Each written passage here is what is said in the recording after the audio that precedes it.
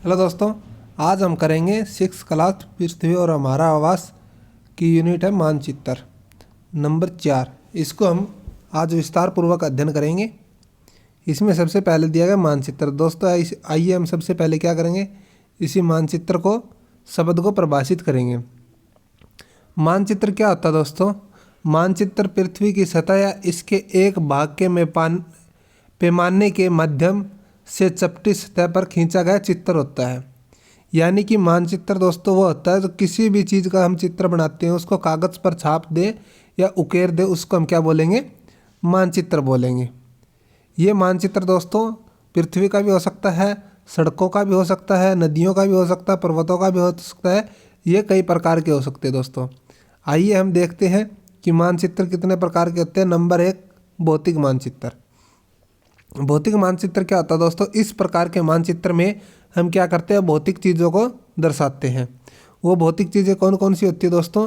जैसे पर्वत, पठार, मैदान, नदियाँ, महासागर आदि को दर्शाने वाले को भौतिक मानचित्र या उचावच मानचित्र कहते हैं। इसके अंदर दोस्तों हम सभी प्राकृतिक चीज़ों को ही दर्शाते हैं। आगे आ जाता है दोस्तों राजनीतिक मानचित्र।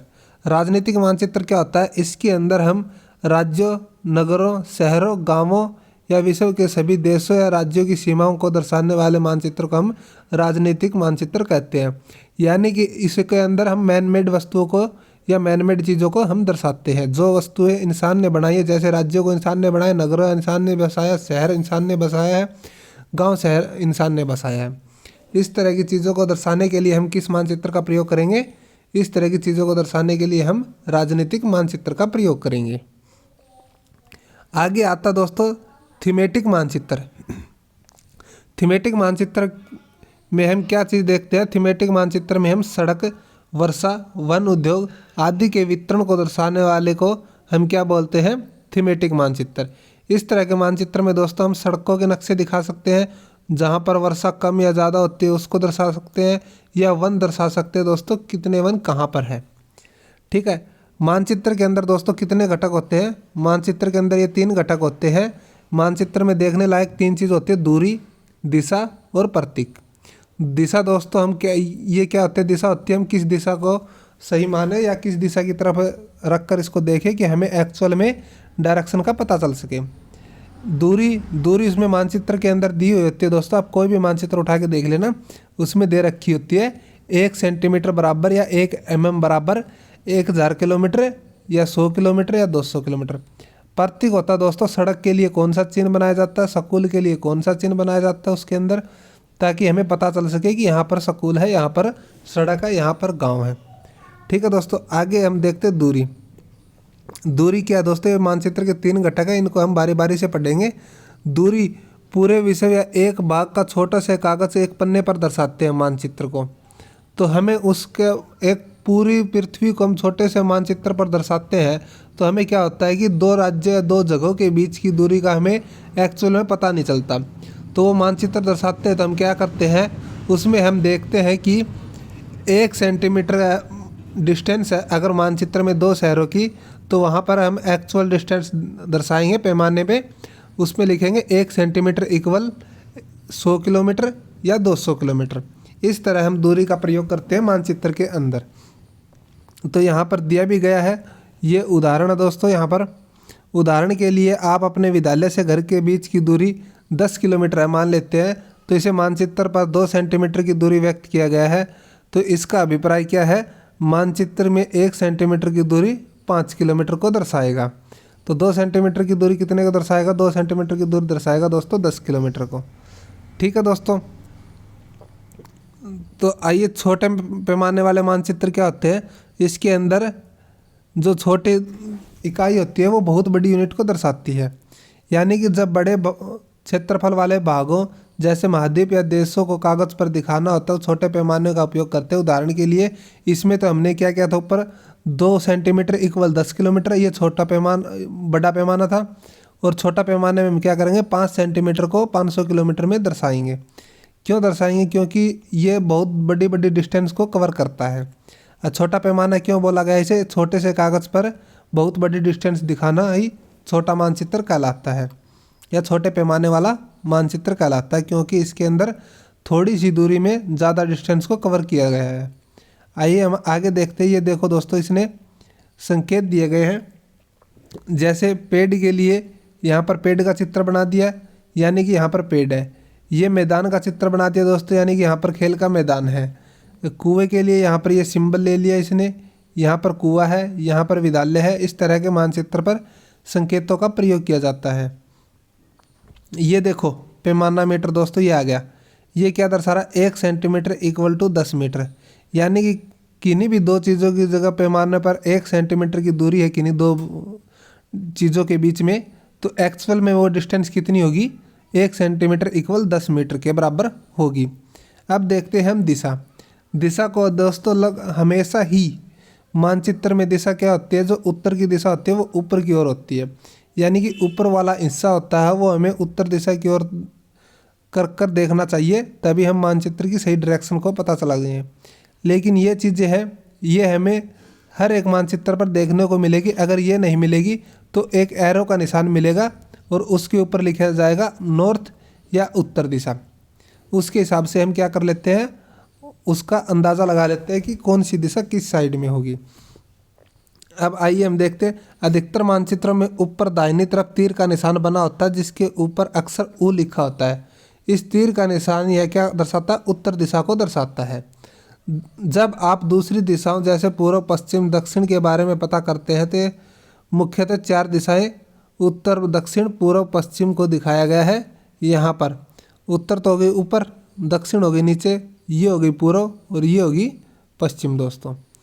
तो वे प्रधान दिग बिंदु कहे जाते हैं जो दिखाए जाते हैं, यानी कि एक बिंदु यहाँ पर आ जाएगा पूर्व का, यहाँ पर पश्चिम का, यहाँ पर उत्तर का, यहाँ पर नीचे दक्षिण का आ जाएगा। तो इनको हम क्या बोलते हैं? प्रधान दिग बिंदु। और इन चारों दिशाओं के बीच की दो जो होती है दिशा दोस्तों, जैसे यहाँ पर उत्तर है और यहाँ पर पूर्व है, इसके बीच की दिशा क्या कहलाएगी? उत्तर पूर्व।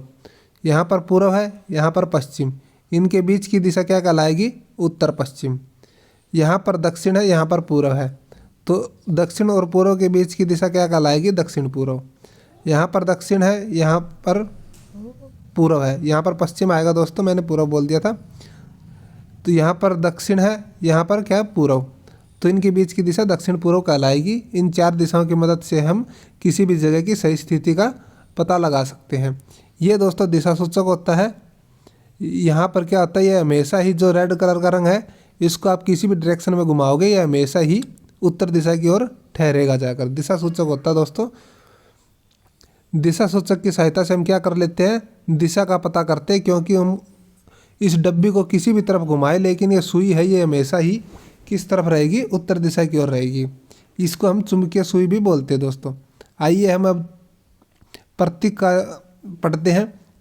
प्रतीक क्या होते हैं? प्रतीक होते हैं दोस्तों कुछ चिन्ह, यानी कि इन चिन्हों का प्रयोग इंटरनेशनल लेवल पर किया जाता है। सभी जगह पर एक ही प्रकार के चिन्ह होते हैं, जैसे कि इसमें दिखाया गया है नीचे। ये देखो, अगर मानचित्र में कहीं रेलवे लाइन है तो उनके लिए इस तरह की लाइनों का प्रयोग मिलेगा मानचित्र में। इनके अलावा कोई भी रेलवे लाइन दर्शाने के लिए कोई भी मानचित्र में संकेत नहीं मिल सकता। सिर्फ ये 3 प्रकार के संकेत मिलेंगे। 3 प्रकार के कौन से? अगर बड़ी लाइन है तो ये संकेत मिलेगा, अगर मीटर लाइन है तो ये संकेत मिलेगा, अगर कहीं पर रेलवे स्टेशन है तो ये तीसरे वाला संकेत मिलेगा। इसी तरह सड़कों का, पक्की सड़कें और कच्ची सड़कें। पक्की सड़कों के लिए किस प्रकार का संकेत मिलेगा? पक्की सड़कों के लिए ये मिलेगा दोस्तों पैरेलल लाइन, और कच्ची सड़कों के लिए ये लाइन कटी कटी मिलेगी। अंतर्राष्ट्रीय सीमा, राज्य, जिला। अंतर्राष्ट्रीय सीमा के लिए दोस्तों किस प्रकार का संकेत मिलेगा? ये मिलेगा। राज्य सीमा के लिए ये, और जिला सीमा के लिए इस प्रकार के संकेत मिलेंगे। इसी तरह दोस्तों ये नदी का है, नदी में क्या है? इस तरह का संकेत मिलेगा, तालाब का इस तरह का, और नहर का इस तरह का, और पुल का इस तरह का संकेत मिलेगा। ये कुछ संकेत है दोस्तों, इनको आप देख लीजिए। जैसे कहीं पर पोस्ट ऑफिस है तो वहाँ पर PO लिखा मिलेगा, और पोस्ट एवं टेलीग्राम है तो PTO लिखा मिलेगा, और पुलिस स्टेशन है तो PS लिखा मिलेगा। ठीक है दोस्तों।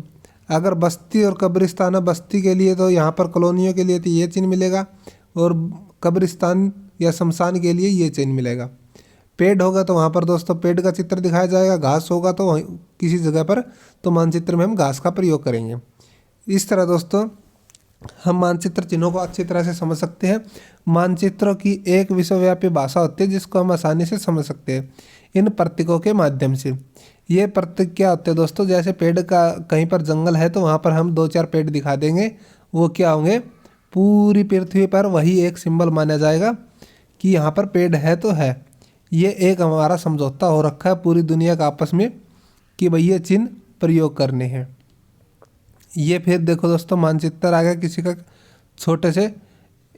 इन चित्रों में जो जो निशान दर्शाए गए दोस्तों, रेलवे के लिए इस तरह का प्रयोग किया जाएगा, विद्यालय के लिए इस तरह के संकेत का, इनको हम क्या बोलते हैं, रूढ़ प्रतीक या चिन्ह बोलते हैं। उदाहरण के लिए दोस्तों यहाँ पर नीले रंग का इस्तेमाल जलाशयों के लिए किया जाता है। कहीं पर दोस्तों जल होगा तो वहाँ पर हम क्या करेंगे, नीले रंग का प्रयोग कर देंगे, नीले रंग से उसको कलर कर देंगे। भूरा रंग के लिए हम पर्वतों का प्रयोग करेंगे दोस्तों। अगर किसी जगह का मानचित्र बनाना है वहाँ पर पर्वत हो तो हम भूरे रंग से दर्शाएंगे। पीला रंग पठारों के लिए और हरा रंग मैदानों को दर्शाने के लिए किया जाता है। रेखा चित्र दोस्तों, रेखा चित्र एक आरेखन होता है जो पैमाने पर आधारित न होकर याददाश्त और स्थानीय प्रशिक्षण पर आधारित होता है। कभी कभी किसी क्षेत्र के एक कच्चे आरेखन की आवश्यकता वहाँ के एक स्थान को दूसरे स्थान के सापेक्ष दिखाने के लिए होती है। मान लीजिए आप अपने मित्र के घर जाना चाहते हो तो आपको रास्ते की जानकारी नहीं है, तो आप अपने मित्र के रास्ता बताने के लिए एक कच्चा आरेखन खींचते हैं।